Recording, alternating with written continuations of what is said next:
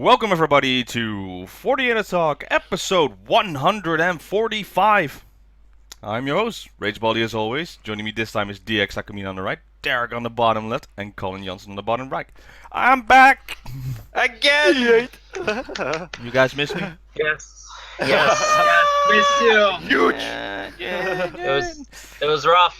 It was really rough. Robin. I'm Only you can do this. I am back Nah. from my relaxing vacation from Mallorca, and it was gorgeous, beautiful, relaxing, and well, you guys did an amazing job, first of all, and people really liked it. A lot of views, so thank you to the people who watched while I was absent. I did watch the show, and yeah, some interesting stuff happened. But I would say this week, however, a lot more happened. But before we get into that, you know, usually we had this event where we had the Sosenkyo, and that was cancelled. And normally around the time we in the Netherlands always go to AnimeCon. Derek, you weren't also this year. I was absent as well, but Colin and DX, you were at AnimeCon, and I believe some of our fans were there as well. So tell us a little bit short how it was. AnimeCon was fun actually. Not quite sure about the new venue, but maybe it's going to getting some used to. But I think Colin has a different opinion on that one. We did, however, meet up with a couple of friends, Ferris and Miroslav, and we had quite a bit of fun with them together. So. Oh no! Oh, cool. It was fun. Miroslav was there. Awesome. You're forgetting someone. Oh yeah, Mette Hendriksen, and at the final day of the convention, Mette Hendriksen joined us as well. Oh, that's cool. Hey, that's real cool. That's quite a trip as well. Exactly. Yeah, it's awesome. So I did hear about like small stuff, like there was like a martial arts venue, and next to it, without a wall, was the karaoke. It's like very nice planning on that so side. Funny. So did you guys do karaoke? I didn't, No. to be quite honest. What I had an interesting tidbit as well, though. It was during the whiskey tasting, which was hosted by Niels. We were tasting whiskey, and in the room next to us, a lot of noise, hentai-style noise, leaked into our room pretty much. So we were Leaked? like, Leaked. It was about a sushi 18 plus event. yeah, something like that. I don't yeah. want to know what that is, so just let your imagination run wild, and then you'll probably get sick. Imagination. Yeah. But overall, would you say it was a fun event? Overall, it was fun, but a couple of aspects I have my doubts, but that's not for the show though. Alright, so a lot of work for the future then. Derek, what have you been doing in the meantime? Well, you know, usual stuff with like Necroma's doing a whole bunch of release events this week and next week for Scions of the Blasted Heath, the new EP that just came out, and so been really busy with all those. We got shows, like more shows than we normally have. And if I can, just very quickly here, it finally came today, guys. The Panasonic Lumix GH5. Awesome. So That's a digital SLR? it's a micro 4/3, yeah. Yeah. And it's you know, you can shoot 4K, you know, 1080 on this. It's a beast of a camera. You can actually film stuff and put the films on Netflix with this. That's how powerful this is. I got a bunch of stuff with it as well. I mean, I'm still thousands of dollars away from getting everything I need, but I'm getting there. But this is, you know, now I can start filming. Yeah. So I got it. So it will be ideal to put that on Netflix like a documentary, I would say. Right. Exactly. I'm going to be doing my Idol documentary now with this. It's the whole reason I got this. I think though this also changes my life today. It's I think this is where I'm headed next with a lot of things, you know, with vlogging, things like that. I definitely want to use this as much as possible. I know, especially because it costs more than my last car. I know it's early in the show, but yeah, you started a well, basically you did like a giant post on your Patreon, right? Yeah, gigantic post. I did a video post. Of course, not with that. It's with like crappy, you know, camera. But Yeah. I actually did another one too, which I'm gonna be posting, which is the unboxing of this and everything and talking about it. So I'm putting that up probably Awesome. tomorrow. But yeah, like just, you know, really wanted to let everybody know thank you, especially people here that contributed. Just thank you guys so much. You know, the documentary is gonna happen now finally. Like, just took a while, but you know, with Necroma it's hard. busy. And plus we got this like little tour coming up next month. So. Yeah, the website launched, of course, where you can order your tickets. Idol Underworld, which has been unbelievably busy to the point where like it's scary how many orders we're getting, and I have to do them all. But they're all getting shipped on Wednesday, though. Awesome. But it's a lot. So it is unbelievable how many people have went there. So thank you, all of you. Thank you so much. It's been cool. Amazing, yeah. And hopefully get better. So I would say that's the main reason why none of us, half of us were not at the AnimeCon this year. Vacation and lots of work. So, well, speaking of work, there was some work that happened this week with IZ*ONE. They good save. They're busy as well, to a point where people are losing their hair over it. Yeah. Yeah. If you didn't know, there's like this post where someone took a picture of Miyawaki Sakura right at the moment, like a wind's up to her hair, and you can see that she lost like a lot part of her hair. And Really? everybody agrees it's because she's been coloring her hair so much, the bleaching that kills your hair literally, and this is the effect. So now she has extensions and has long hair Sakura. I'm not complaining. Still, long hair Sakura looks amazing. Just be careful over there. Be careful with bleaching, yeah. Yeah, it's a lot of movement you have to do, and if you don't have it over there, then a bald idol wouldn't be too bad, right? Sakura-tan kind of reminds me of like that kid that always gets into trouble inadvertently, like not on purpose. But if that kid had guidance, they could be something really bigger. Like she always does these like things that like she doesn't mean to do, and then she gets into it. Also, side note, one of the most famous underground idols in the world is bald. Her name's Saki. She's not bald, but she has like a buzz cut. She's in yeah, she's in BIS, or was in BIS. Now she's in Gang Parade. Sorry. But yeah, just side note, she's super famous. Anyways. Yeah, that's a good example on that. But they've been busy because they had their, I think, national tour, was it more like? They had, like that. It's called Eyes on Me. Yeah. And, then they had an international tour, but they went to Taiwan as well. So yeah, it's more like an Asian tour on that side.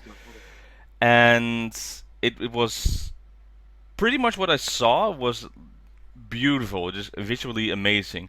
But Derek, you want to talk about this? There's one certain song they revealed over there, and that's a jaw dropper, I would say. So go ahead. Oh my god. I mean, if we're counting like songs of the year contenders with IZ*ONE in the 48 group or whatever, like it right now is leading the pack for me. Although we're going to talk about another song, that I think is definitely another contender. But so basically it's Ayaya, or Ayaya, Ayaya, I think. It's like an internet meme. In Twitch, there's like community that use the Ayaya as just like a celebration voice. Sounds like Alpha 5. Sounds like something Alpha 5 would say. Yeah. Ayaya.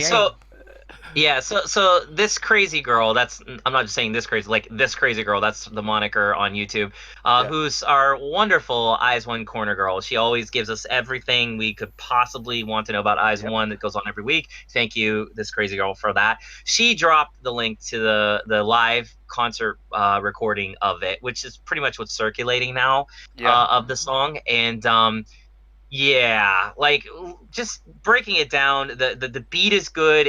I want to say it's almost like Latino salsa flavored, but it's done in Korean style, if that makes sense. It's a girl crush song, as this crazy girl has educated me to call it. It's a girl crush. It's basically you're taking some of the older members, although one of them I think is 17, but the rest of them are older. But older means you can get away with a little bit more riskier movements, I guess, in terms of what they do. It's not like straight out floor humping, but it's like pretty close. But it's like amazing in terms of the dancing, the way the song goes. The song is catchy as HEL double hockey sticks. It's truly impactful. And it's like, first listen, you're in. But the best part, Cheon, that girl, she has got something Yeah. that most people do not have. Like, it's weird because when you think about K-pop, for me at least, and I'm sure there's a lot of K-pop people out there might disagree with this, and that's okay, you can disagree. I'm not that well educated, but Hyuna comes to mind. Hyuna can like really dance, in my opinion. She has the most amazing movements, or at least she did. I don't know what she's doing now. Chaeyeon reminds me of her in a lot of ways, like in terms of dancing, not in terms of personality or anything like that, but just like in terms of the ability to like move your hips in She's a way very that like flexible. really, Yeah. yeah, super flexible. There you go, Rom, you said it. Super flexible, just magnetic. And then Sakura-tan was ridiculous in this. And then if that wasn't enough in this video, there's a girl with pink hair, I think Minju? Minju. Kim Minju. Minju. Oh my god, that girl. So like those three, I couldn't keep my eyes off them, especially Sakura-tan. Like for a minute, I had to do like a triple take. I'm like, wait, Indeed. that's little Sakura-tan from That's HKT? Sakura-tan, yeah. That's a little one that was That's like- what? No, that's like, I'm gonna start calling her like Sakura Taeyeon or something, because she's like now Yeah. Koreanified. She's Koreanified, basically. Like that is not the HKT Sakura-tan I grew up with. Like, Exactly.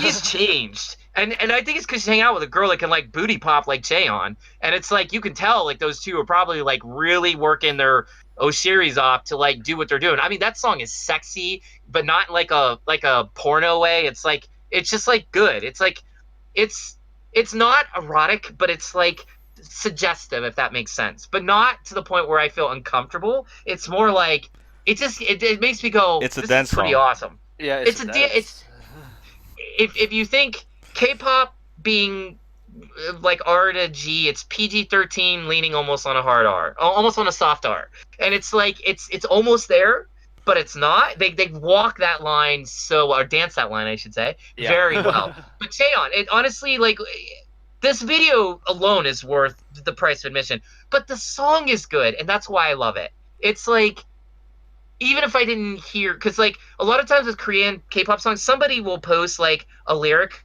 YouTube video where it's just like images of the girls, have all the lyrics and stuff.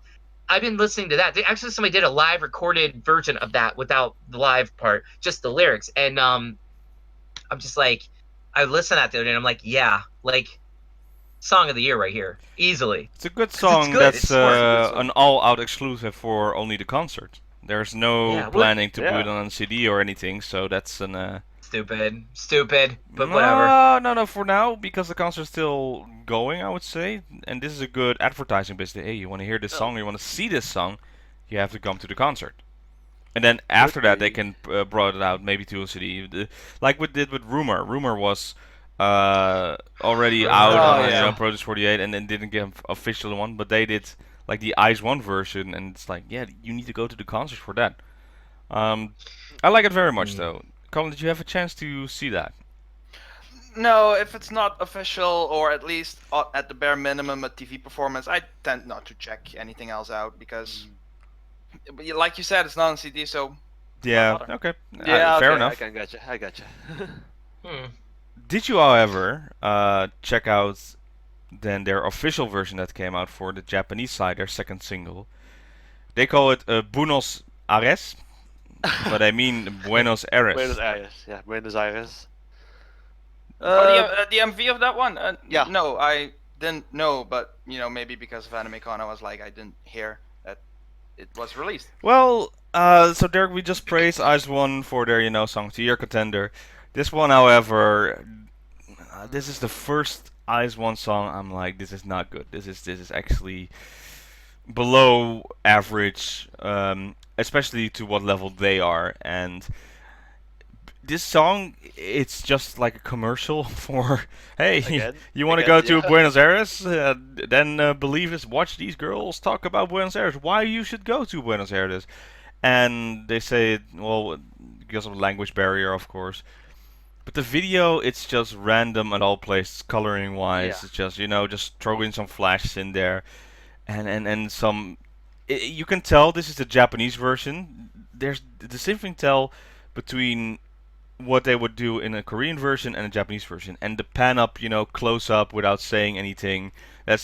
You can definitely tell that Akipi had his hands on this MV and the song. And no, this is not a hit him out of the park. I wouldn't say this even for first base getting to that song. This is. I didn't like it. one bit, not even a moment I would say, oh, that's very good, oh, I like this part. No, this song was really the complete opposite if we want to compare it to Ayaya. So, those are my opinions. DX, what do you think of that? Well, I already had said I had my doubts about the song, but then I saw the video that came along with it, and it's more like, what the heck is the video even about? It's more like, it felt so random. Then the scene over there, then the scene over there, then the scene over there. The video didn't felt coherent at all. It was like a random mashup, I would say, and no, I didn't quite like it, to be quite honest. It felt way too random for me as well. So. What do you think, Derek? Well, I think, didn't we talk about it last week? I wasn't here last week though. No, that's all good. I mean, yeah, like, I don't like it. It's just pretty bland for me. Didn't do anything for me. Forgot it in like 30 seconds. Like, it was not what I was hoping for or looking for with them. And again, I go more, I guess, for as this crazy girl would say, the girl crush style stuff. I like stuff that's more harder, more, I don't want to say adult. That sounds wrong, but like just more. There's more thought put into it, I think. And also too, like when you have an MV and you're more focused on the background, guess what? You focus on the background. And it's like, yeah, the girls are beautiful, and of course, but that's easy for them. But it's like with a lot of these videos we see with idols on the mainstream level, it's almost like they're hoping that their 30K cameras are going to do the trick for them and like make us think, oh wow, this is a beautifully shot video. And then you kind of remember, oh wait, there's a song too in this video. Like, it's just, if you compare it to like MNL48's, Igai ni Mango like video, where like that was shot with a guy who didn't know how to operate a DSLR, and it was shot at nighttime no less, with blown out photos or images in the daytime. Still got his point across. Still was interesting. Had something else to it. Wasn't the most technically competent, but it sure as heck made me feel like I was watching an idol group and I was having fun doing it. Even made me like the song, and I'm not even a big fan of that song. And that's my point. It's like, you got to have something. This song doesn't have it. So I'm sure it'll make IZ*ONE fans happy, but it just, I just, as a casual IZ*ONE fan who likes the stuff like Rumor and Ayaya, like, it's definitely not for me. It's too flowery, literally. Yeah. Yeah, I would say the Japanese side, well, the first one was Tsukito Iwasta, and that was fine. The biggest hit from the MV was, of course, with the coats and the lights in there. That was perfect on that side. But I still find it a weak song compared to the Korean side. And there's a noticeable difference, I would say, when they're doing the Japanese side and we're doing the Korean side. And I don't know if it's a good thing, but it emphasized that the Korean side is stronger and more interesting and a lot more followers. But if they do it like, okay, one single Korean, one single Japanese, one single Korean, one single Japanese, they won't elevate themselves. So they need to step it up on the Japanese side, or they should just drop it altogether, I would say. Agreed. Any other thoughts before we go to the Japanese side and talk about that stuff? I think everything that has been said captured it all, I would say. So I'm not sure what more we can add, to be quite honest. So. All right, then let's go a little more down the slope before we reach top of the slope. People know it. Okay. So there's a little confusion in the community, and well, mainly for me, confusion is on AKB48 sides. They recently put out the, well, for me, it's re-upload the Sentimental Train MV on YouTube. Now, you told me a little more clarity on what the situation is, but I found it funny that the community is like, oh, they finally released it, oh, I'm so happy to see it, oh, she's complete on this. I'm like, this came out like the day half No a year Man ago. got announced. No. Was it No Way Man? No Way Man MV came out, and then that one came out, right? No, yeah, maybe it's like that. Yeah, but they released it on that day. Something with No Way Man. So that's well, like, not released it, but it was like they gave out a code and it brought you to a website or something. Yeah, something. It brought you to a website and you could see it. So we already saw it, and it still wasn't great. The song still sucks. But now the community is like, oh, it's such a good song, and the Jurina looks amazing. It's like, are you watching the same video? Like a- something like Sure, that, that's yeah. great. this I agree with that. this came out 9 months ago, Yeah. not something like that. So It got released on the day of the first anniversary of the Susenkyo, but yeah, I find that funny. I find that funny. but that's the thing. That's why they did it, because it's like, oh, it's been a year since Jurina won the Sosenkyo. Well, this year we don't have it, but here was the single she came out with, and then I'm looking. It's like, last AKB song came out 3 months ago, Mm-hmm. Yeah. Yep. and normally there's supposed to be a new song, but Yep, they don't oh, have a yeah. Sosenkyo, so there's no So new no song. news. Yeah. Apparently, that's the case. Yeah, I thought it was pretty sneaky them doing this. I thought it was like, I mean, strategically on a marketing standpoint, I guess you got to do something to keep the flame alive for a group that doesn't have anything going for it. It's But going it's like, so bad for them lately. well, lately, Yeah. but and you know, I actually thought Trina looked amazing in it, though. I am Yep. definitely the guy who's saying that. She just is just wow. But my question is, how did they put her in it? Was it just a digital thing, or do you guys know Well, the story? Colin first. They reshot some scenes where that was possible. I remember what No I said kidding. about the site that they would show it. I think they even released somewhere on the AKB channel or somewhere where they showed that they, with some scenes that they just reshot it. I remember clearly that some of the SKE members got back, so Furatanao, Obamina, and they just reshot some of those. You guys don't Scenes. remember? Okay. To refresh your mind, what happened when the first Sentimental Train came out?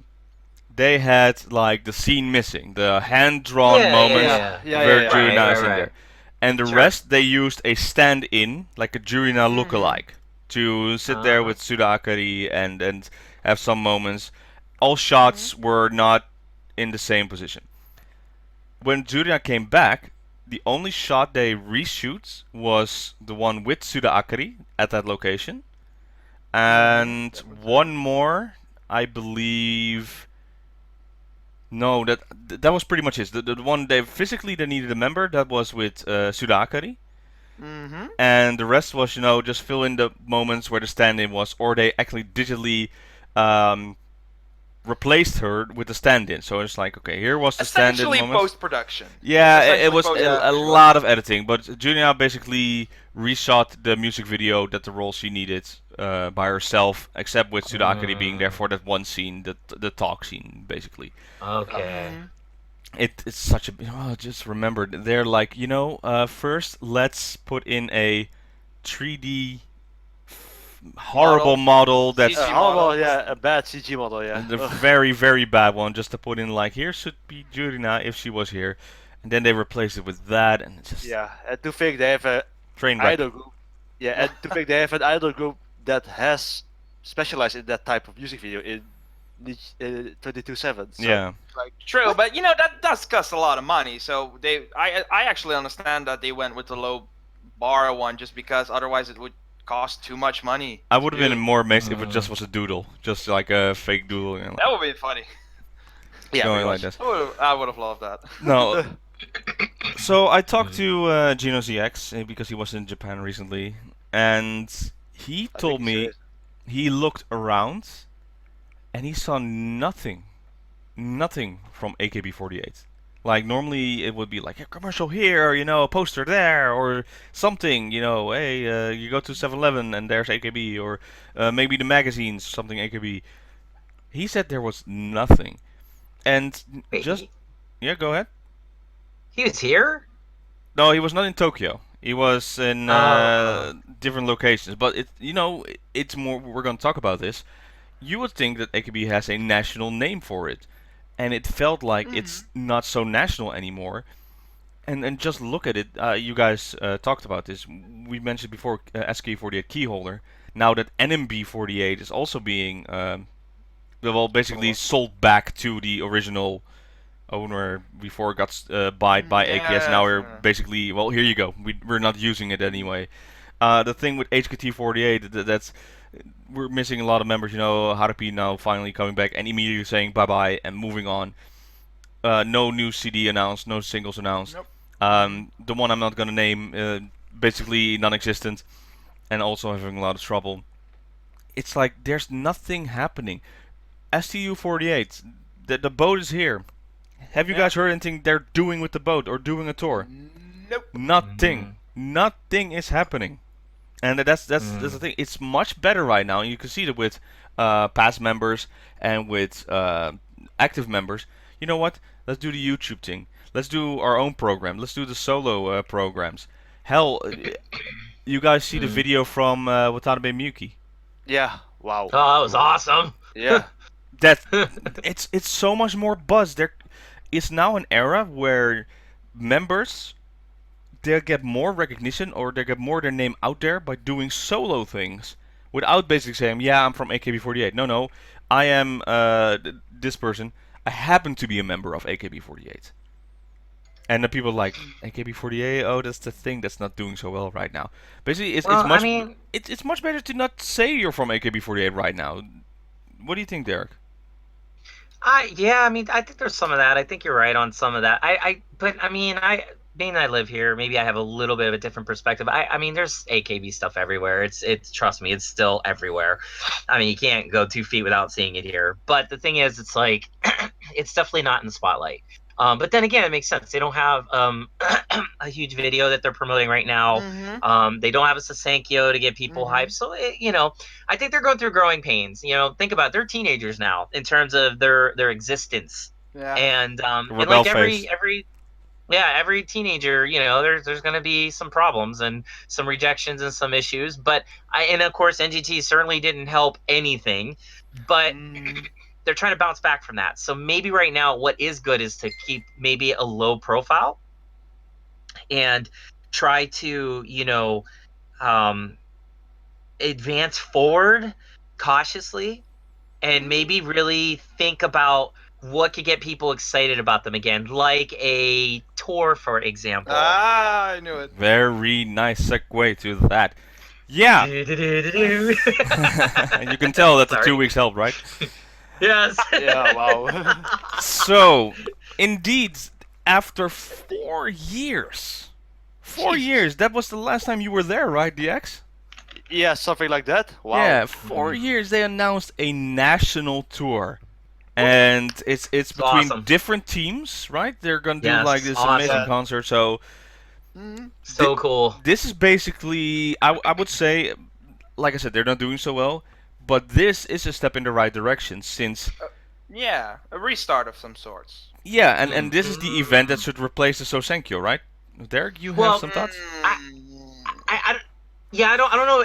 I don't think it's going to replace, but I think it's a step in the right direction. I think strategically, in a marketing standpoint, there's only so much you can do. You can announce a new event. You can try to put focus on what's going on now. Like Stu, for example, I don't know why we're not hearing anything about the boat, because that was a big deal, and it would be cool to like do a whole profile on it. Nothing. And then you got these sister groups really stealing all the spotlight from mainland AKB lately. Yeah. And then on top of that, you're trying to quietly get past NGT, and all that. So it's like, what do you got outside of Shiroma's photo book that's even remotely on anybody's mind as far as mainland this AKB goes? And I would say for the WOTA here, it's definitely just keep it going to the theaters, keep doing that, because that is still solid, still very much vintage AKB. It'd be nice if they let foreigners in on that, but since they don't, we have more of the national things that we are paying attention to. Handshakes are still going. There's no problems there. But this is like, yeah, let's go back to what we love about AKB, that they're a music group with great songs. Or at least they have quite a few songs that are good. And that's what I like about this. On this tour, it's going to be like a best of. You're going to hear all the greats. I guarantee you, if I go to this tour, the soon as, the overture starts, and if they break into something like Ogoe Diamond or Everyday Katusha, it's going to be like, I don't even care. I forgive them of all transgressions at that point, because it's like, that's why I love AKB. You know what I mean? Like, even for all the crap that's come out in the past couple years with them, they still got a nice body of songs they could play any day of the week that will make me love them just as I did the first time I heard it. You know what I'm saying? Yeah. Like a novelty performance, I would say. Like, I remember these songs from past events, and then, hey, it still works. You know, I went to a Westlife concert, and those guys did it 20 years ago, and they're still doing the same songs, and everybody goes crazy. It's like, yeah, doing amazing. So, awesome. Hey, you can still make a good buck doing all those songs from the past. Still, the difference is you're not having the novelty act of the members, and you still have fresh, active members, and you want it both. You know, you need to have those older songs, but also the new songs to keep the interest going. Yeah. Because otherwise, you can only do those national tours. Because otherwise, people have no interest. This is like, hey, remember AKB48? Yeah, that was great. Hey, they're doing a concert. You want to go? It's like, yeah, this is my odd. Well, I mean, in Japan, everything's trend-based. So if you're out of trend, then sayonara. Like, no one cares. But every once in a while, you get a group or a song that it's classic. So give it to you another way. Like, Utada Hikaru can go on tour any day of the week, any year, and she could play First Love, the very first song she wrote, like 30 years ago, 20 years ago, whatever. And people are still gonna love it. People are still gonna cry. I mean, AKB is like the Pink Floyd of idols. Like they can play any of their songs anytime they want, anywhere. They can go on tour every year and play the same 20 songs that everybody loves, and it'll never get old. Because their songs are that good, in my opinion. That's why I still love them. Like, yeah, they put out a bunch of garbage, but then again, they have like over 1,000 songs. Not every song is going to be good. If Pink Floyd had that many songs, I'm sure they'd have a few clunkers too. But I'm just saying, like, they also have. I mean, they're the biggest selling idol group in the world for a reason.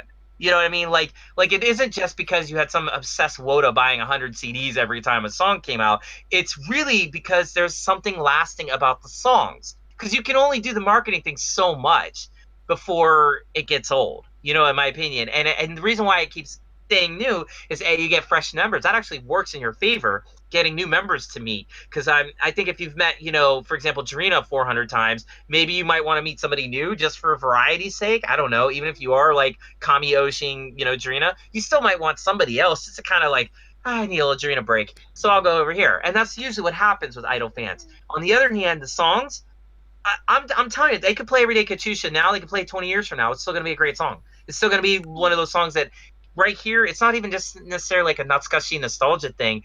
It's a good song. It's a great idol song. Any good song lives forever in eternity. Every good song. I mean, look at Beethoven's Ninth, for crying out loud. I mean, we still love that song. Yeah, that's a great idol song. Yeah, okay.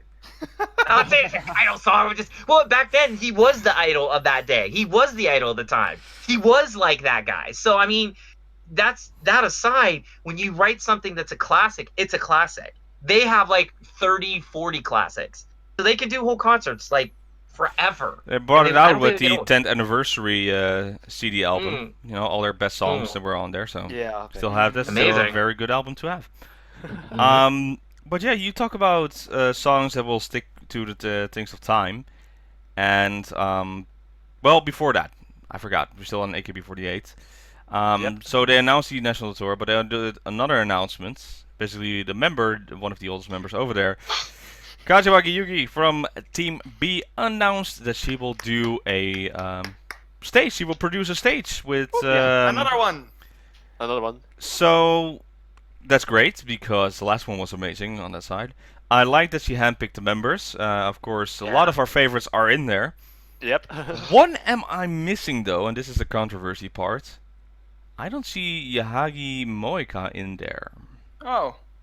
Yeah, I wonder why. Yeah. Yeah, so why? Is it why still go back to the old ways? She was like, she's still currently denying the factors, right? And there's a lot of proof, and it's like a whole debatable thing. I'm like, just I don't know. Maybe Yukirin is like, you know what? Let her cool down. Let her cool down, I would say, yeah. Probably a smarter move on her part. Mm. That they let it sizzle out. I think it's a good move. I didn't even think of that. I was like, yeah, it's a pretty good lineup. I love it. But Yagi Moka's like, oh yeah, well. Yeah, so strong 15 gens, basically all of them in there. You know, with the 1 14 gen survivor, who's the best. and then 13 gen, 12 gen, something like that. Like very strong member. Could you imagine that we don't have much before that actually?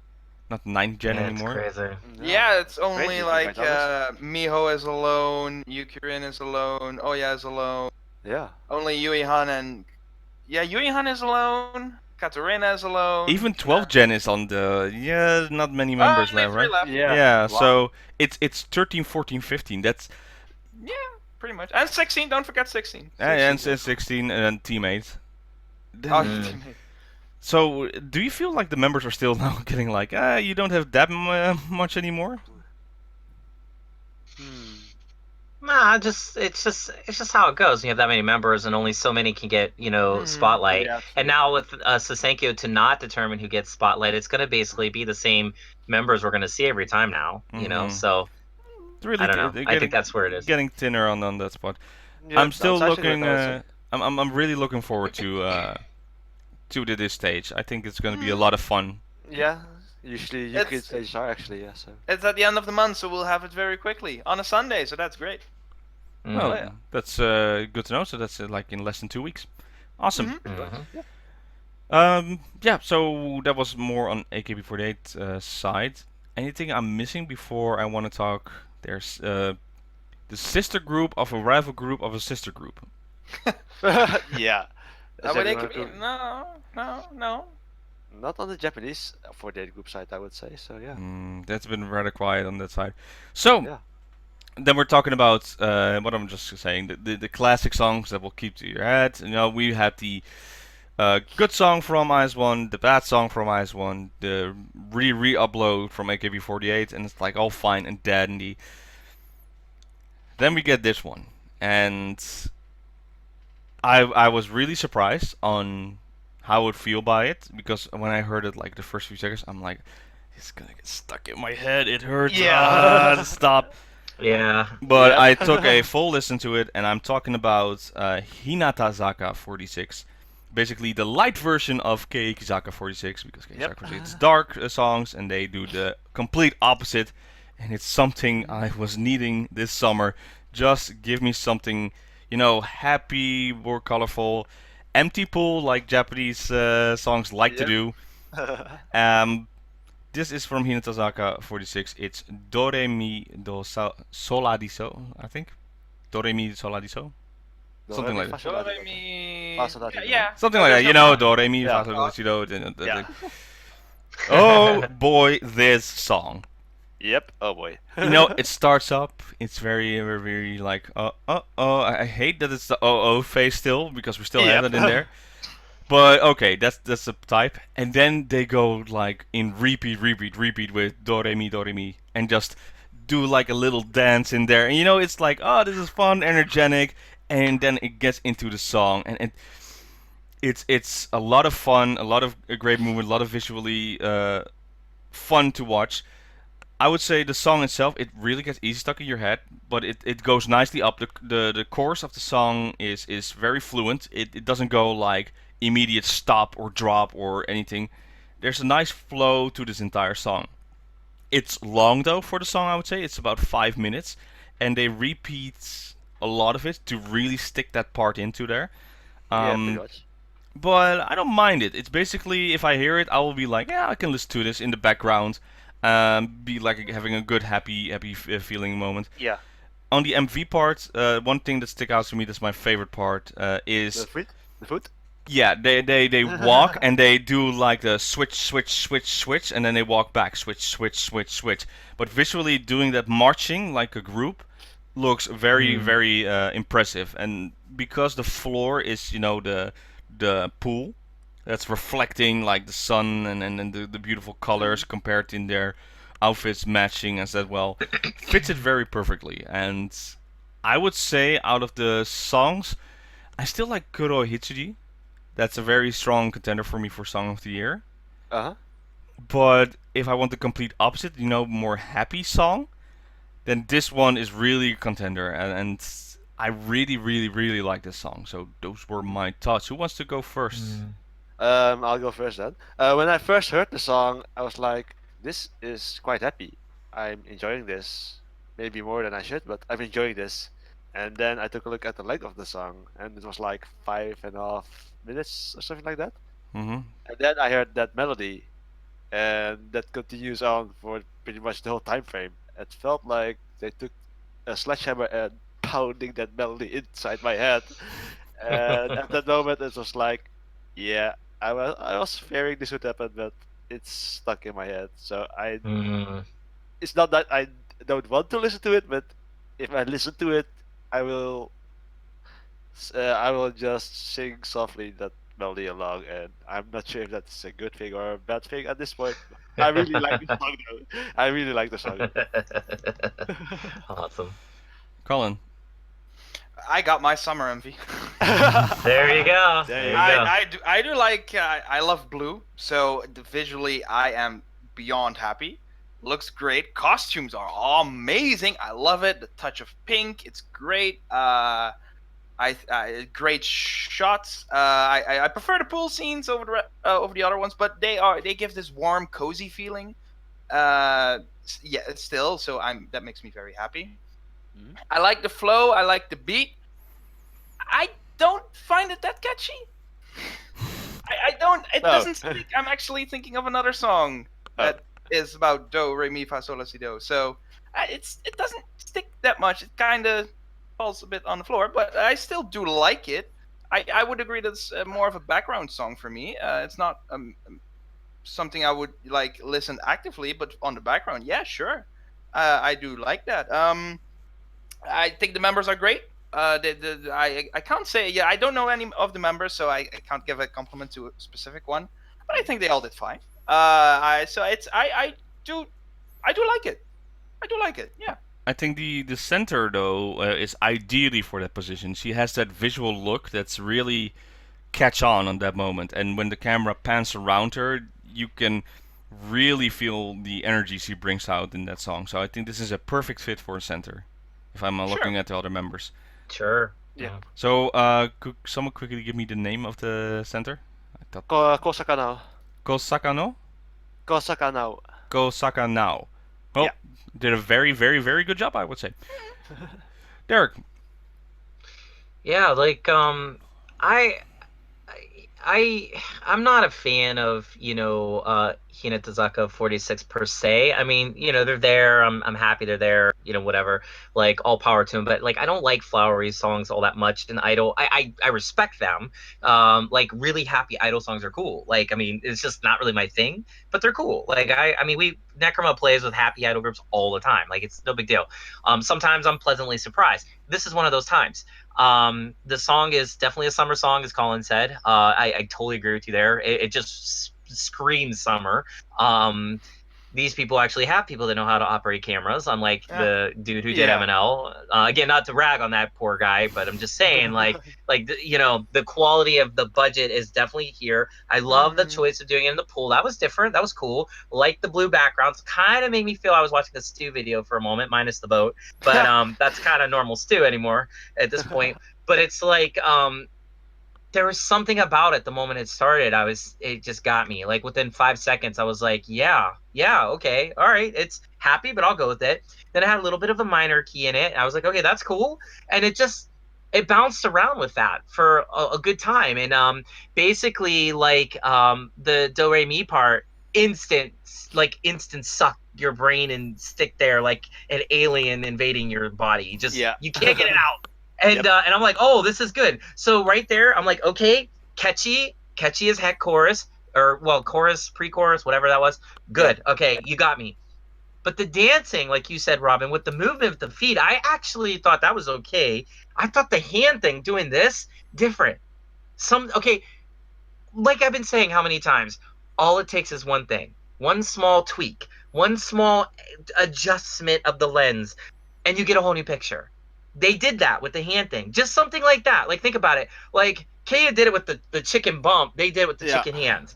And I thought, like, that's clever. That's actually really smart. Chicken hands? Yeah, that's like chicken hands. Like they look like birds, with chickens. Oh, wings. Sorry, chicken hand wings. Sorry. But the point is, it's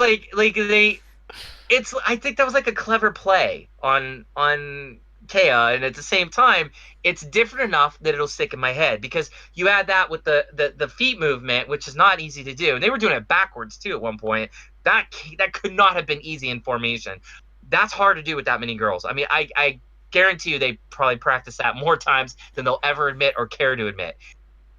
Go ahead, Robin. What were you gonna say? Yeah, because it gave me the feeling. Basically, remember in Fukuwaon when Hirate Yurina would do this part. Yeah. Like that. That kind of movement gave it to me. But Not now easy. everybody doing that, and Yeah. I could feel like all their muscles being so tense because you can't Right. slip up for like a microsecond or it will all fall apart. Right. Yeah, pretty much. So I wonder how many times they had to do it, because if they're gonna do this live, it's gonna look amazing. It's all over the place. Yeah. Well, like Necroma's 5 girls, and every stage they play, they have this pink tape, and they put the tape on the stage to create a square, and that square is what they dance in. So if you're on a small stage, you create your own square. You have a bigger stage, you're lucky, you get to get a nicer, larger square. Yeah. But you're dealing with how many girls in this group? Like over 10, 15 girls, and it's like they have to do more, I think, of a compressed unit feel. Just with 5 girls in a square formation, and Necroma's dance is pretty hard. They're not easy dances. Those girls, I'm not saying they struggle. They're all pretty pro, but it's like it's not easy. Like their rehearsals, it all comes out, you know. Especially when they're just learning a song, you mess up a lot, you know. But gradually over time, you get it. But you take all these girls in Hinata and put them together to do a movement like that with the hands on top of it.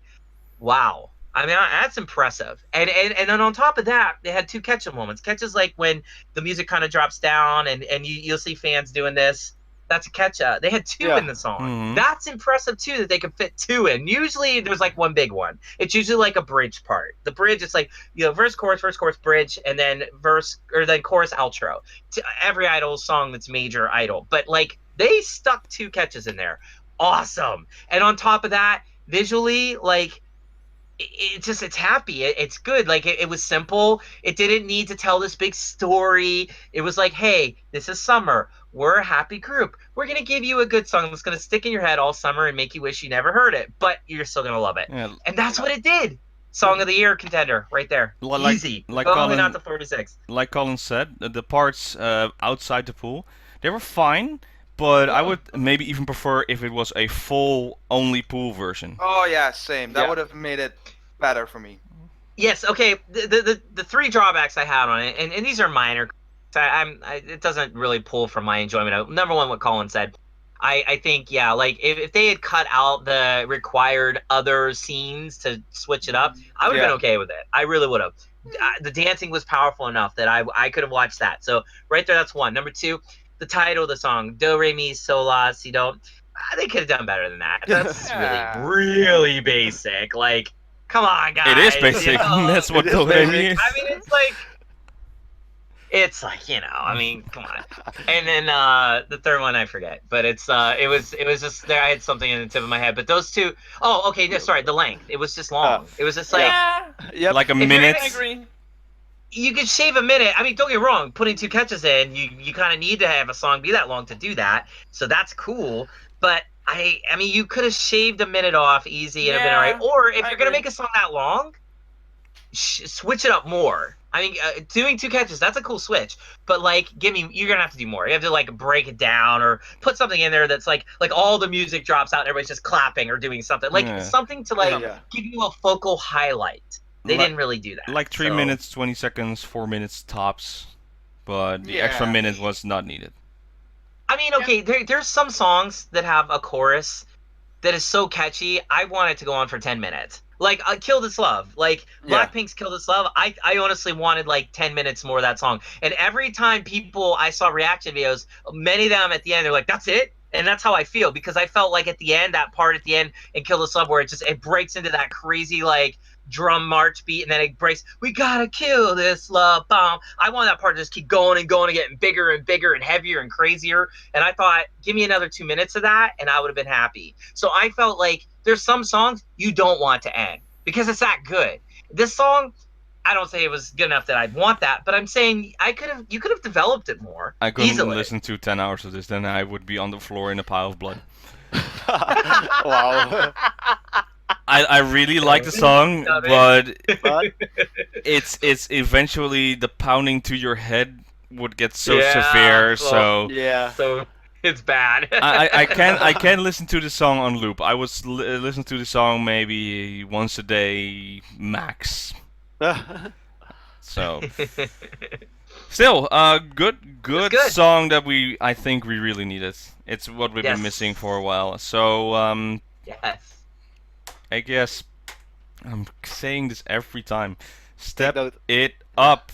It's like bring out the new AKB48 song. Like, give us the Senbatsu announcement. Give us Maybe something during the for tour. this. Yeah. Maybe during the tour. Yeah, maybe. I would be surprised if they didn't announce anything during the tour. Maybe by then. I mean, it starts next. It will start quickly. Oh my! Beginning of next month. Hey, So we need something in August, and if you want to do that in, so I think my guess is they will announce it at the end of June or beginning of July, like the first week of July, the yeah, last week Yeah, of June, something I like can see that. that. Yeah. Hopefully. something like I'm ready for I mean- it. I'm ready for their version of their summer hit, that. Yeah. True that. Hopefully. Yes, please. or maybe an Something. HKT song. HKT hasn't done a song. The Hello, Ichi, that was right? recent. It's been But so long. could. Yeah. It's Yeah, that would very be weird pretty on that awesome. side. So yeah, those were I would say that was the happiest news that we got this week. Yeah. Mm. Pretty Yeah. much. It was good. It was good. Very good. Mhm. So, what else happened? Anything we're talking about, you guys want to talk about? Because I am currently empty. Yeah, on MNL48, the first normal graduation has happened. Sayaka Awane, her last performance was on June 9th, and for MNL, it's like finally a normal graduation, just sending the member off. So that was quite. I haven't seen the performance myself, but from what I've heard around me, it was quite emotional, and it was like Mm. finally something normal happening within MNL48. So I commend them for that. Okay. Secondly, first generation JKT48 member has announced her graduation. It's the member is Ayana Shahab. She is the current Mm. captain of Team T, and she was part of the AKB/JKT concert, the very first Oh. overseas concert wow. with an overseas Wow. sister group. Yeah, that's gonna be a big thing then. I think It's gonna the be a people in Jakarta will be very shocked Yes. to hear that. So And she has appeared on Japanese television as well during a segment in Shukan AKB. Oh, cool. I couldn't find the fragment anymore. It's really old, but she has performed. really old. Yes, for Shukan AKB itself isn't being Mm. broadcast anymore, so Mm, I Yeah. can consider that. True. Yes, Really old. basically JKT is in their 8th, 9th year. So Yes, being a something like that, first so- gen, that's a nice tenure to have. So I would Mhm. say I don't know specifically the member, but it would be like a very first gen is graduating after that long Mhm. time, so the name would be very strong and people would actually be very shocked. So it's gonna be a tearjerker for a lot of fans, I would say. Yeah, totally. And JKT, you know, but such rocks. I mean, they were the ones doing it first outside of Japan. So all praise, power, and happiness to those girls and their fans. But boy, it'd be nice to hear something from them too. That would be Yeah. really big. You know, I would like to see JKT be like, hey, wait a minute, BNK. Hey, wait a minute, MNO. Don't forget about the OGs right here. Like that'd be exactly. awesome. Exactly. But do have something to add about MNL as well. A couple things. First of all, thank you all of you out there. Jeez, like every single comment we got was about our discussion of the video of Igare Yep. Mango. So MNL fans love us and we love you, and thank you guys so much for being so active in our comments. I responded, I think, over 150, 60 comments like this week, and I was just blown away. But a lot of you did kind of explain a lot about the video and the fact that the girls didn't have any time. That's why it was filmed. It was like there was a lot of mistakes to it, and I was right. Somebody did film it on a DSLR who didn't know what he was doing. I was 100% right about that. And then on top of that, what I found was interesting was the girls translated the lyrics Yep. into Tagalog. Tagalog, I'm sorry, Tagalog. MNL fans. I'm sorry. Tagalog. Yeah, and that was Kay that did it. The girl that I think is pretty freaking awesome, and I think her and a couple others did, but it was Kay mostly, I think. So well, that makes sense because it's her team. But I don't know. It is interesting, but we did have one fan. I think he goes by the moniker of this Rock Lobster or something. Lock Lobster, yeah. Yeah, he was talking to. He wanted us to talk about Quincy, another member that got summarily dismissed, I guess, from MNL under auspicious circumstances. And What happened? this, well, I don't. I can't get into all the deals because I don't really recall them. But like, he was visibly upset because that's his like big Oshi, and he actually posted this really heartfelt vlog about it. And Quincy's father apparently called him to tell him what the details were, and then he couldn't really talk about it quite yet, but he told me that he wants to come on our show, and he actually like got Discord, got his camera all set up and everything for it. He's like, all right, I'm good, but he wanted to kind of set the record straight about Quincy. Now, here's the thing, a couple things about this. First of all, I appreciate the effort. I think it's really cool, and I think you're great to want to do that, Mr. Rock Lobster. But I think at the same time, I do take a few issues with this. Number one, again, because I'm on the other side of Idol. You're a fan, I'm Concassia, and I always have to approach it from that perspective these days. I don't really know if it's appropriate to talk about what goes on with that in the public setting. If Quincy wants to talk about it herself, then that's on her. But I don't think us airing what happened is our business. Also, too, like the father calling you, in my opinion, that's highly inappropriate.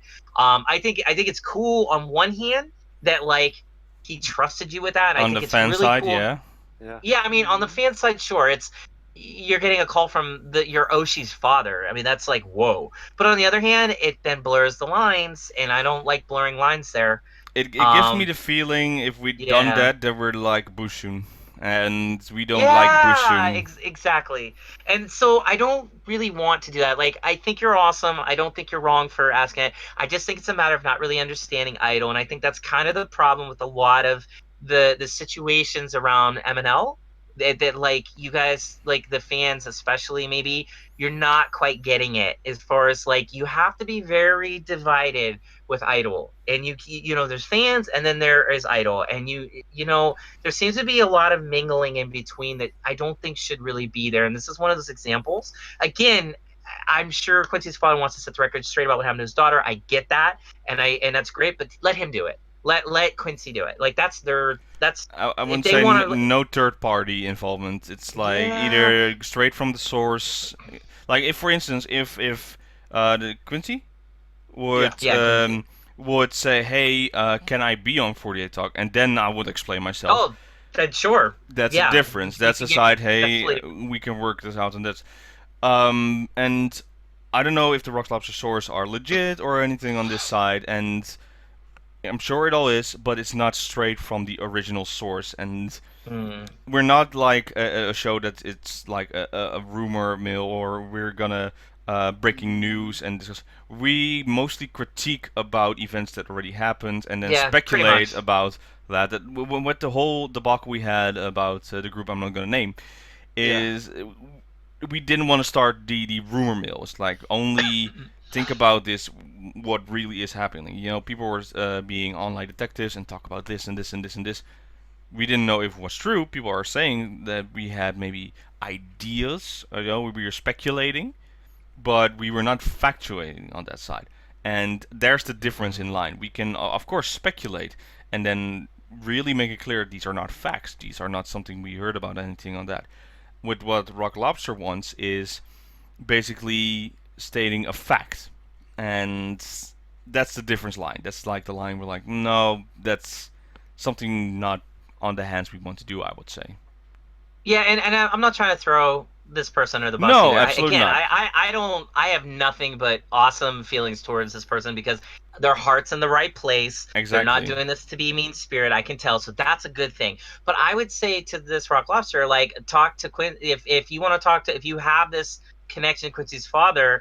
The only thing I could tell you, you shouldn't really have it, in my opinion. You should keep that barrier there as a fan. That would make you an Idol fan. But if you are going to have it, you should tell him to tell Quincy to come on here and give her side. We'll happily give her a forum. We have a lot to say about HHE in general, and about like the mishandling and misconduct that's been there, because I actually want to see MNL succeed now. Like, I've gone from being sort of like a pay no mind to them because of just all the weirdness and just the dumb stuff that we were hearing coming out of there, to wow, they're really trying. The girls really want this to happen.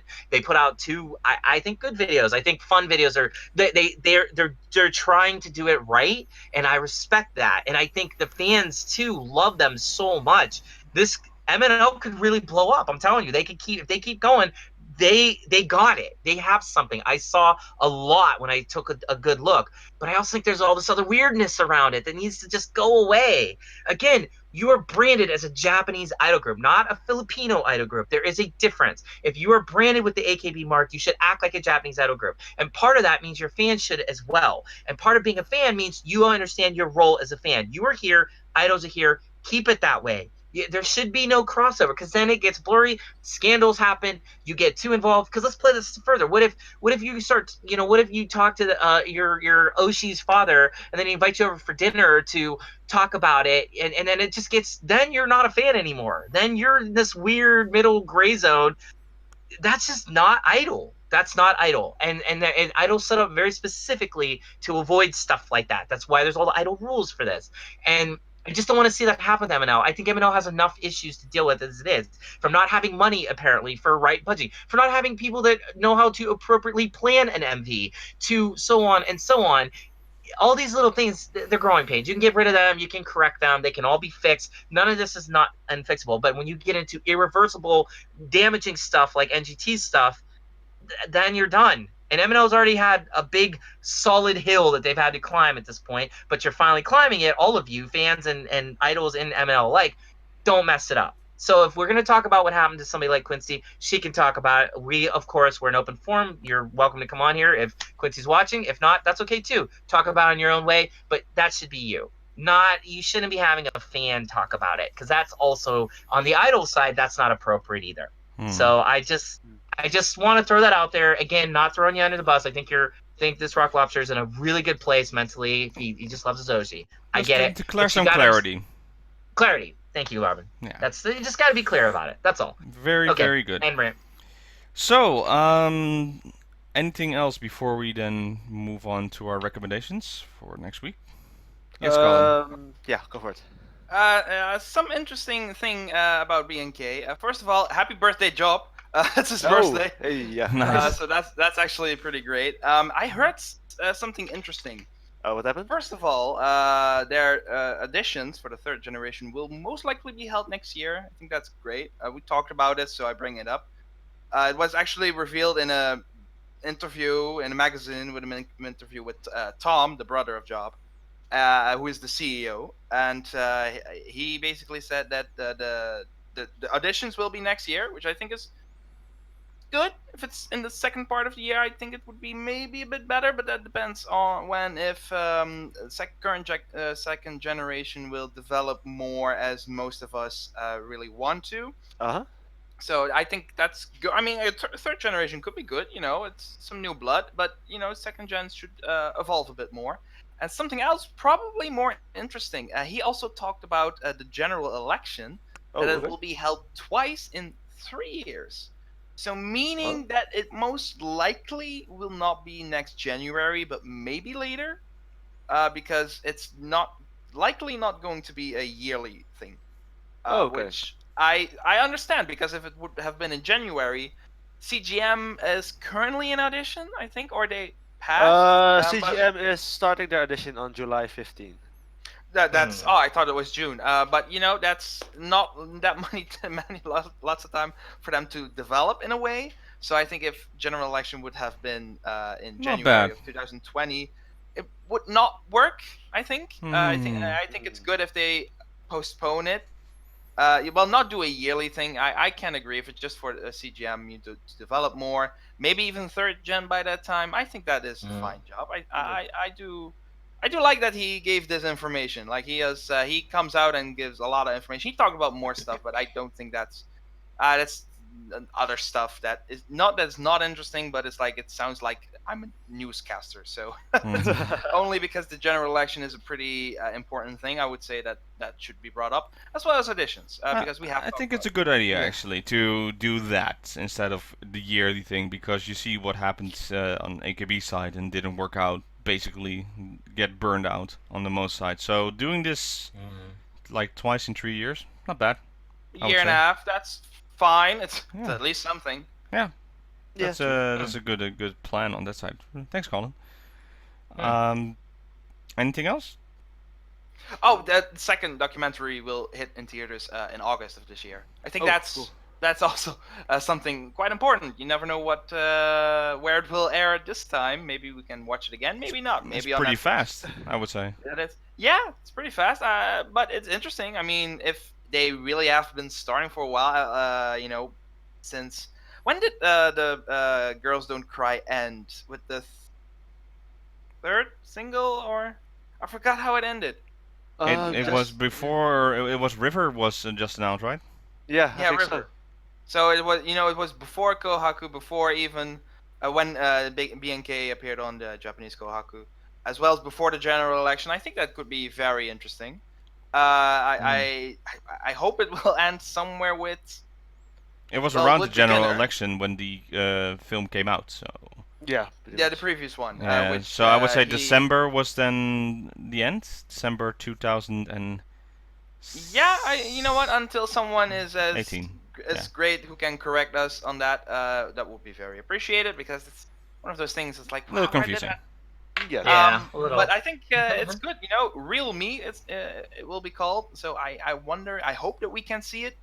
That would be great, and see what has been going on in the period in the period of the end of the first one, since, well, at least Sasenkyo. There's Sasenkyo, because it was a pretty great Sasenkyo, and I look forward to some interesting tidbits that come out of it. Cool. Me too. All right then. Then let's move on to our recommendations for next week. I have a couple, and sadly it's non-AKB48, all of it, or past AKB48 members. First up, Keikite Kakanai was very fun. They're doing the location shoots for the pairings of first generation, second generation, highlighting second generation again. They're really amping up to these are new members, focus on them, while having fun with the first generation members. So that's a fun episode to watch. I saw that Keyaki House Part 3 is out, so you can follow that. It's like the members having a vacation home, and where they're gonna have a barbecue, and that's the follow-up to that. Is that you go to drink? I don't know. That's to find out. Okay. And I don't know if it's really here, but I want to see the past AKB48 members doing the sports festival. I watched that. It was great. Yeah, how was it?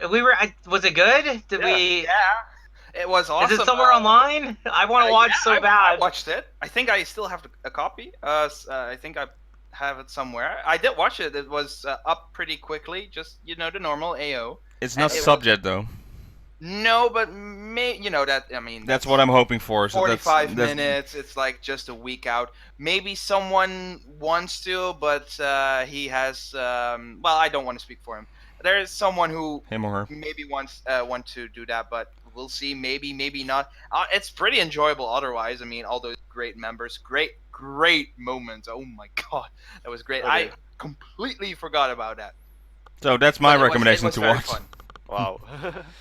Okay, DX.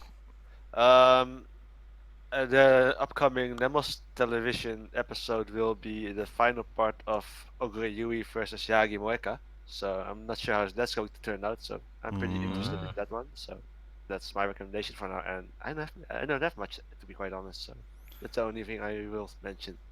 Yeah. All right, Colin. I have not necessarily a recommendation, but something else that I do want to bring up. Legendary Hello Project member Wada Ayaka, who has been with Hello Project since 2004, is finally graduating tomorrow on the 18th at the Nippon Budokan, that little venue. Wow. Graduating from Andromy and from Hello Project. Great member. I remember seeing them doing stuff with Barry's Kobo. But when they still had their other name, they had another name, Smileage, I think. Yeah, I think. Yeah, Smileage. What was really great, I remember that they did a crossover. I called it collaboration is probably the better word. And she is amazing. She was the Hello Project leader, taking over from a cute member, and not as cute as in, oh, she looks cute. No, the group cute, if you don't know. Cute with a star, right? Yeah. Yeah, they are amazing, awesome group that who were basically the sister group to Barry Scobo. So I love those two a lot. One Ayayaya, one that I always remember. She was the first one to stand out. I absolutely love her. I think she's great, and I want to wish her a happy graduation. Awesome. That's Cool. very cool. And That's finally, really cool, actually. Derek. Yeah. Oh yeah. I mean, I don't know. That's really cool, Colin. I didn't realize you were a Smilage fan. Like, that's really cool. Cool. Yeah. No. I don't know. It's just interesting. Well, Sorry. No, I got a bunch of stuff. So on the AKB side, go check out Milky's like post on her Twitter. Oh my God! Like, for all of you that I mean, again, Shiroma is putting out, Miru is putting out her photo book. The OG is showing you how it's done. She's showing you in one little clip. I was doing it way before you, little girl. So it was like, honestly amazing. Go ahead, Colin. sorry to interrupt you there. Did you see No, please. the weekly Playboy photo from Shiroma Miru? You mean the edited part between here that they photoshopped just to avoid controversy? Yeah, kinda. Yeah. I mean, that one, that's not safe for work, is underrated with that one. No. No, I Man, mean, don't get me wrong. Miro is about to destroy everybody with this photo book and what she's doing, the Playboy stuff. She's ridiculous, but Milky's Milky. Like, it's just, she's got that look, she's got the style, and that dancing was unbelievable and almost not safe for work as well if they had just let her do a little more. Once she hit that floor, I was thinking, oh my God, where's it going? But it's like, you know, Milky's Milky. So I thought, you know, if you just want something fun to watch that's really quick and just cool and reminds you of why, like, NMB at one point were really kind of on top of everything. She was a big reason why her and, of course, Sayane were just the Sai and Milky duo was unbeatable. And, you know, Milky did win Junkin one year, don't forget. So one of my favorite moments ever. So I think that's a really good one to check out. Also, too, I think this documentary thing is really, it's kind of an interesting thing you were talking about, Colin.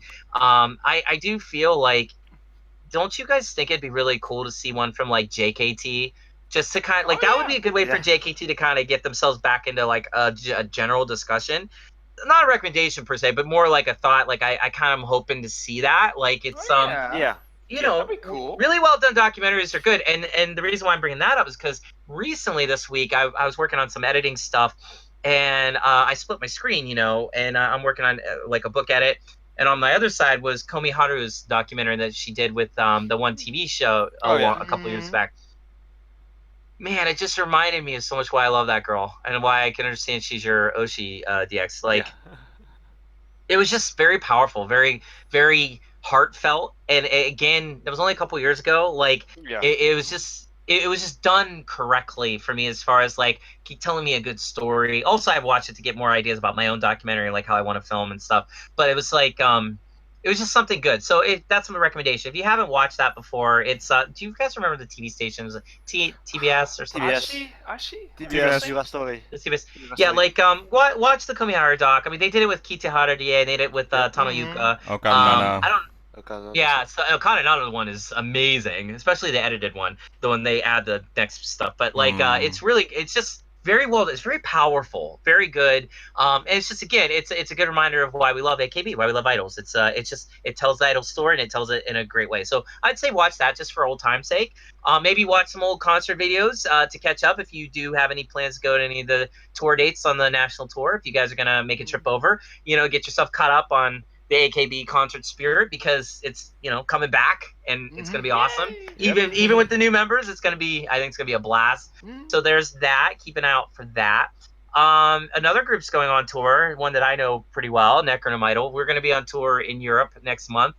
If you go to the new website that I created, Idol Underworld, that's idolunderworld.com, you can pick up VIP merch packs for any of the dates, pretty much, except for the festivals that we're playing. Necronome Idol will be at Hyper Japan, we'll be at Narcon in Sweden, Plus, we're going to play London, the Netherlands, in Rotterdam on a boat, no less. Awesome. First ever time in Germany, and we are actually also Germany's first ever Idol show. So that's going to be fun. And Finland, we're going to go play with our friends up there in the group Bone Hunter, who are really good friends of ours. And France, we're going to be at Metz with our good friend Flo, who does all of our records at Specific Records. And I'm probably forgetting somebody else. I think we'll be in Scotland too. So it's we're gonna be all over. So it's a crazy tour. We'll be gone the whole month of July. Get back in August, and then also before that we have our 5-year anniversary. We're gonna play a bunch of shows in a row at Chelsea Hotel in Shibuya. Each night we're gonna do like an album that we put out. So it's gonna be awesome. It's gonna be really fun. We're gonna culminate that like a one-man, basically, where it's like a mini one-man, where we're basically gonna do songs from all the albums, I believe. And yeah, so go to Idol Underworld. You can pick up your tickets, VIP tickets. You have to get separate tickets, though. That won't get you admission. But VIP merch packs. We're also offering a bunch of new items. We're doing like Checky acrylic sets of all the girls. You can get like acrylic sets of the girls, which have been going real well. Checkies, all this stuff. I'm going to be putting more groups on Idol Underworld as soon as I can get into meetings with them. My goal, like I think I said last time, is about 30 to 40 groups would be ideal by the end of this year, and triple that by the end of next year. So that's kind of my trajectory I want to get. And I want to make Idol Underworld like a one-stop place. It's for underground idols, so not major, but of course my heart's still here with the major groups like AKB because, they're just amazing. And I would say the last thing I'd want to maybe have for recommendation is kind of a personal one. Today's my mother's birthday, and she is turning 60 years old. 60, and she's very vibrant, very Genki. So her full name on Facebook is Tina Simmons, Simmons. It would be really funny and really amazing if all of you Idol fans would go hunt her down on Facebook and give her a bunch of friend requests and just tell her happy birthday. I think she would get the biggest kick out of that, and she'd probably laugh her butt off. So, and also probably really appreciate it because my mom's kind of a lonely soul, works her butt off like all day, every day. So I really respect her. I love her. I love you, Mom. Happy birthday. But I just, it's her birthday. So please, give her Happy a birthday wish. birthday. She doesn't have Twitter, Happy birthday. but she has Happy Facebook. birthday. Yeah, Happy so birthday. thank you. Happy Thank you, birthday, Mom. Mama Derek. Yes. Yes. Thank you. I'm glad to have you back, Robin. It's really fun to have you. You just keep things flowing. Yeah, very good then. Well, with that though, thank you for watching this week's episode of 48 Talk. And we'll see you next time then. Bye, everybody. Bye, everyone. Happy birthday Bye. to you. Happy birthday to you. Happy Happy birthday, dear Mom. birthday. Dear Tina, Mom. Happy birthday to you.